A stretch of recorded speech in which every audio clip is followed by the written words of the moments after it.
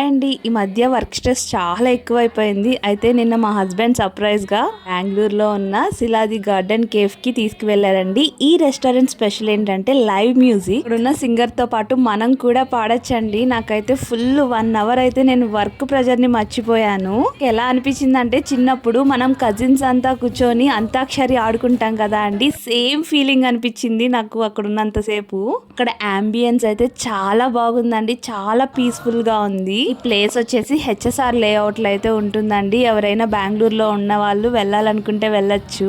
Monday Tuesday అయితే particular గా మన తెలుగు సాంగ్స్ మాత్రమే పాడతారు. మన చైల్డ్హుడ్ మెమరీస్ గుర్తొస్తాయి.